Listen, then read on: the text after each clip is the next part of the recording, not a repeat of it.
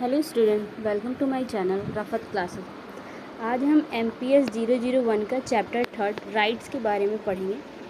मतलब अधिकार के बारे में जानेंगे कि उसका क्या अर्थ है, उसके क्या क्या डेफिनेशंस हैं, उसके बारे में पढ़ेंगे। ये कितने टाइप्स के होते हैं, इन सब के बारे में आज हम डिस्कस करेंगे। तो सबसे पहले बात कर लेते हैं कि राइट्स किसे कहते हैं। राइट्स अधिकार किसी भी व्यक्ति के लिए उसकी लाइफ में बहुत ज़रूरी है, महत्वपूर्ण चीज़ है, क्योंकि बिना अधिकार के, बिना राइट्स के सर्वाइव करना बहुत मुश्किल है। और कोई भी व्यक्ति अपना विकास, अपना डेवलपमेंट नहीं कर पाएगा अगर राइट्स नहीं होंगे। और मानव को पूर्ण विकास के लिए सबसे फर्स्ट तो उसको फ्रीडम चाहिए। अगर उसको फ्रीडम कह दिया कि आपको ये फ्रीडम है, लेकिन अगर वो उसका यूज़ नहीं कर पा रहा है, कहने का मतलब है कि अगर आपको पढ़ने का अधिकार है लेकिन आप पढ़ नहीं पाए, तो वो अगर पढ़ने की आपको स्वतंत्रता दी गई है लेकिन आप पढ़ नहीं पाए, तो ये स्वतंत्रता, ये फ्रीडम किस काम की। तो इसीलिए कहा गया है कि स्वतंत्रता को अगर हम यूज़ कर पा रहे हैं तभी उसका वैल्यू है, वरना उसकी कोई वैल्यू नहीं है। और जो उसका उपयोग हम कर सकते हैं, तब राज्य और समाज उसको मान्यता देती है, तब जाके वो राइट्स बनते हैं। मतलब समाज डिमांड करती है कि हमें ये चीज़ चाहिए, हमारा ये अधिकार होना चाहिए। तो समाज तो बहुत कुछ ही डिमांड कर सकती है कि मुझे ये चाहिए। मतलब ज़रूरी नहीं कि अच्छी अच्छी चीज़ें बोले, कोई कहे कि हाँ हमें शराब पीने का अधिकार होना चाहिए, हमें जुआ खेलने का अधिकार होना चाहिए।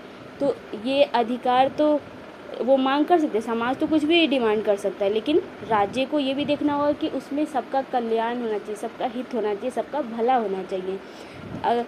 उसके हिसाब से राज्य उसको रिकॉग्नाइज़ करता है, उसको लागू करता है। अगर राज्य उसको लागू कर देता है तो वो अधिकार बन जाता है। इसका मतलब ये नहीं कि समाज जो है कि अधिकारों को बनाता है, उसका जन्म देता है। राज्य उसको लागू करता है और समाज उससे डिमांड करता है, और राज्य उसको देखता है कि वो सबके हित के लिए है कि नहीं, तभी वो उसको रिकॉग्नाइज़ करता है, उसको लागू करता है, तब जाके वो अधिकार बनता है।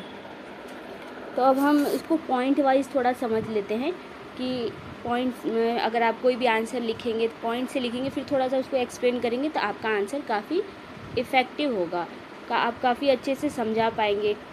जो एग्ज़ामिनर होगा, अगर आपका आंसर चेक करेगा, देखेगा कि आपने कितने अच्छे पॉइंट वाइज एक्सप्लेन किया है, तो आप काफ़ी अच्छे मार्क्स अर्न कर पाएंगे। तो सबसे पहले पॉइंट हम देख लेते हैं, मानव विकास के लिए ज़रूरी है।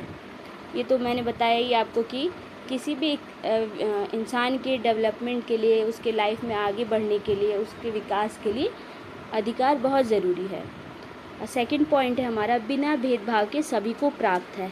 मतलब ये नहीं कि अधिकार कोई पर्टिकुलर इंसान को, या कोई अमीर है उसको ही है, या गरीब को नहीं है, कोई विशेष धर्म का है तो उसको ये अधिकार प्राप्त है, नहीं, ऐसे नहीं। अधिकार सभी को बिना किसी भेदभाव के हर किसी को प्राप्त होते हैं। और थर्ड पॉइंट हमारा, बिना अधिकार विकास बाधित है। वही बात हो गई कि अगर हमारे पास अधिकार नहीं होगा, हमारे पास राइट्स नहीं होगा, तो हम अपना डेवलपमेंट कैसे करेंगे, हम अपनी लाइफ में आगे कैसे बढ़ेंगे, हम अपनी पर्सनैलिटी का विकास कैसे करेंगे। और हमारा फोर्थ पॉइंट है, राजनीतिक मान्यता प्राप्त होती है। मैंने आपको बताया ही था कि समाज डिमांड करती है, फिर राज्य उसको रिकॉग्नाइज़ करती है, उसको लागू करती है, मतलब मान्यता प्राप्त होती है। जब राज्य जाके उसको मान्यता दे देती है, तब जाकर वो अधिकार बन जाता है। अब हम देख लेते हैं कि बहुत सारे थिंकर्स हैं, उन्होंने क्या क्या डेफिनेशन दी है अधिकार को लेके। तो सबसे पहले है हमारे एक थिंकर है लास्की के अनुसार, अधिकार मानव जीवन की वह परिस्थितियां हैं जिसके बिना कोई व्यक्ति अपना पूर्ण विकास नहीं कर सकता है।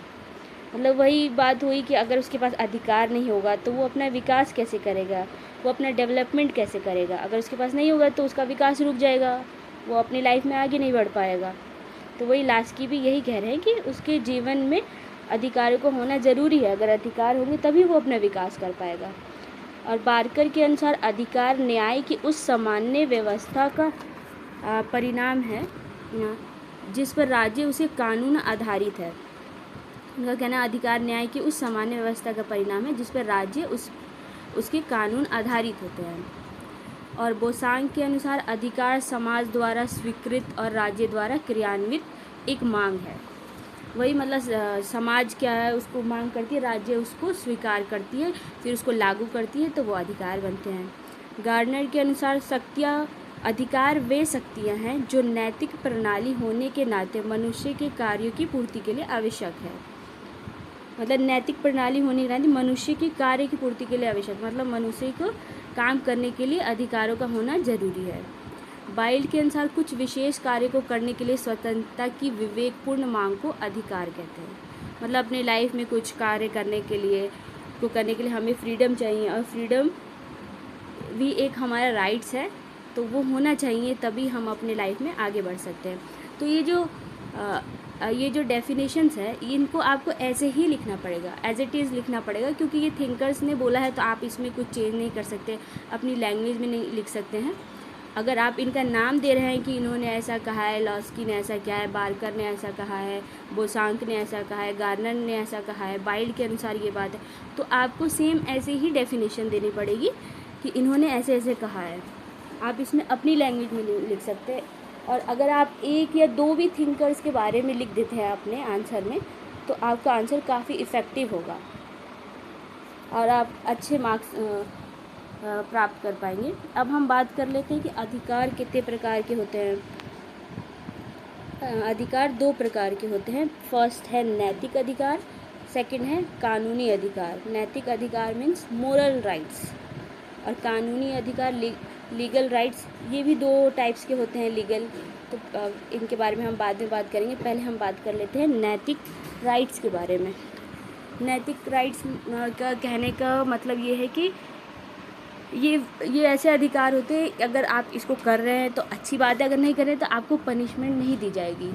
कानून मतलब सरकार से या किसी भी तरीके से आपको पनिशमेंट नहीं मिलेगी। मतलब कहने का सेंस है कि अगर कोई पेरेंट्स हैं अपने बच्चों का सही ढंग से परवरिश नहीं कर रहे हैं, तो क्या है, माता पिता का काम क्या होता है कि अपने बच्चों का सही तरीके से पालन पोषण करें, उनको पढ़ाए लिखाए, उसको अच्छी बातें सिखाएं, नैतिक बातें, मोरल राइट्स सिखाएं, एक अच्छा इंसान बनाए। अगर वो कर रहे हैं तो अच्छी बात है, अगर नहीं कर रहे हैं तो उनको कोई दंड नहीं दिया जाएगा। बस क्या होगा, सोसाइटी उनको बोलेगी कि अरे ये कैसे माँ बाप हैं, इन्होंने अपने बच्चों के सही से पालन पोषण नहीं किया, ये नहीं किया, वो नहीं किया। बस समाज उनको क्रिटिसाइज़ करेगा, बोलेगा, पर उनको किसी भी तरीके की पनिशमेंट या दंड नहीं दिया जाएगा। और कानूनी अधिकार होते हैं जिसमें आपको, अगर आपने नहीं किया, मतलब इसको अगर आपने गलत तरीके से किया तो आपको दंडित भी किया जाता है। अगर उनका उल्लंघन किया, अगर आपने राइट्स का मतलब ये नहीं कि आप उसको मिसयूज़ कर रहे हैं, उसका गलत इस्तेमाल कर रहे हैं। अगर आप उसको गलत इस्तेमाल करेंगे तो आपको दंड भी दिया जाएगा। तो कानूनी अधिकार वे अधिकार हैं जिन्हें राज्य कानूनी रूप से व्यक्ति को प्राप्त उपलब्ध कराता है। इसका उल्लंघन करने से, इन अधिकारों का उल्लंघन करने से आपको दंड दिया जाता है। तो इसमें भी आता है, ये कानूनी अधिकार 2 तरह के होते हैं, एक राजनीतिक अधिकार होते हैं और एक नागरिक अधिकार होते हैं। तो सब राजनीतिक अधिकार समझ लेते हैं पहले क्या होता है। राजनीतिक अधिकार देश के निवासियों को दिया जाता है, जो होते हैं सिटीज़न होते हैं उस देश के, उनको दिया जाता है ये राजनीतिक अधिकार। विदेशों के जो लोग आके रह रहे होते हैं उनको नहीं होता है, ये सिर्फ उस देश के नागरिकों को ही मिलता है। और जो ये नागरिक और सामाजिक अधिकार है, ये सिटीज़नों को भी होता है, और जो फॉरेनर आके रहते हैं, जो विदेशी आके रहते हैं, उनको भी होता है। तो पहले हम देख लेते हैं राजनीतिक अधिकार में क्या क्या आते हैं। पहला है, फर्स्ट है वोट देने का अधिकार। मतलब कि सभी को वोट देने का अधिकार है, जो भी उस देश के नागरिक हैं, जो भी सिटीज़न है, उसको वोट देने का अधिकार है। वो अगर 18 वर्ष से ऊपर के हैं तो उनको वोट देने का अधिकार है। और सेकंड पॉइंट है हमारा चुनाव लड़ने का अधिकार है। ये एक हमारा राजनीतिक अधिकार है कि सभी को, कोई भी ऐसा नहीं कि ये इस धर्म का या उस धर्म का है, अमीर है गरीब है, सभी को चुनाव लड़ने का अधिकार है। अगर वो चाह रहा है कि चुनाव लड़े, किसी भी पद के लिए अगर वो लड़ना चाहे तो लड़ सकता है, अगर वो सक्षम है तो वो लड़ सकता है उस चुनाव को। और थर्ड पॉइंट है हमारा सार्वजनिक पद प्राप्त करने का अधिकार। मतलब कोई भी सरकारी नौकरी प्राप्त करने का उसको अधिकार है, वो अप्लाई कर सकता है और वो पद प्राप्त कर सकता है। और फोर्थ पॉइंट है हमारा सरकार की आलोचना करने का अधिकार। मतलब कि हम सरकार की आलोचना कर सकते हैं। अगर हमें सरकार की कोई कोई काम सही नहीं लग रहा है, उसका 5 साल का कार्यकाल है, अगर हम देख रहे हैं कि वो हमने ही उनको चुना है लेकिन वो वैसा काम नहीं कर रहे हैं जैसा उन्होंने कहा था, तो हम उनकी आलोचना भी कर सकते हैं। फिर जब फिर इलेक्शन होंगे, चुनाव होंगे, तो हम उनको रिप्लेस कर सकते हैं। हम उनको वोट नहीं देंगे, जो एलिजिबल होगा उसको देंगे, जो हमें लगेगा कि हाँ ये हमारे लिए अच्छा कार्य करेंगे तो हम उनको फिर वोट देंगे। 5th पॉइंट है हमारा शिकायतों की तरफ सरकार का ध्यान दिलाने का अधिकार। मतलब कि अगर हमें कोई शिकायत है, कुछ भी गलत हो रहा है, तो हम उसका सरकार की तरफ ध्यान दिलाएंगे कि हाँ यहाँ पे ये काम नहीं हो रहा है, ये अधिकार दिए गए हैं लेकिन इनका यूज़ नहीं हो पा रहा है या कुछ भी, तो हम सरकार का ध्यान दिला सकते हैं शिकायतों की तरफ। अब हम बात कर लेते हैं नागरिक और सामाजिक अधिकार के बारे में। ये क्या क्या होते हैं? नागरिक अधिकार तो देश के नागरिकों और विदेशों को भी प्राप्त होता है। इसका उद्देश्य क्या होता है? सामाजिक जीवन को उच्च बनाना सामाजिक जीवन को। मतलब सबसे पहला इसका पॉइंट है जीवन का अधिकार। जीवन जीने का सबको अधिकार है, ये तो सबसे अहम अधिकार है कि सबको जीवन जीने का अधिकार है। और सेकंड पॉइंट है हमारा स्वतंत्रता का अधिकार, फ्रीडम। मतलब सबको फ्रीडम है कि वो अपनी बात कह सकता है, कहीं भी घूम सकता है, फिर सकता है, पढ़ सकता है, लिख सकता है, ये सारी कि उसको फ्रीडम है, ये उसका अधिकार है। और थर्ड पॉइंट हमारा धार्मिक स्वतंत्रता का अधिकार, कि मतलब अगर वो चाहे तो इस धर्म को मान सकता है, चाहे तो इस धर्म को नहीं मान सकता। किसी पे कोई जोर ज़बरदस्ती नहीं है, सबको अपना धर्म मानने का अधिकार है। ये भी एक हमारा नागरिक एवं सामाजिक अधिकार में आता है। और फोर्थ है संपत्ति का अधिकार। मतलब संपत्ति का मतलब अधिकार है, मतलब कि अगर आप कुछ संपत्ति लेना चाहते हैं, आप उस काबिल हैं, तो आप संपत्ति ले सकते हैं, अपने नाम पे अपना अधिकार कर सकते हैं। काम का अधिकार, मतलब काम करने का अधिकार, नौकरी करने का आपको अधिकार है, तो ये भी एक अधिकार है। 6 पॉइंट है हमारा समानता का अधिकार। मतलब कि सब कोई समान है, किसी के साथ कोई भेदभाव नहीं, कोई रंग भेद, धर्म के आधार पर, अमीर गरीब या किसी भी उच्च वर्ग निम्न वर्ग, किसी भी तरीके का कोई भेदभाव नहीं है। सभी को समानता का अधिकार। सभी धर्म के बच्चे स्कूल में पढ़ने जाएंगे, सभी धर्म के लोग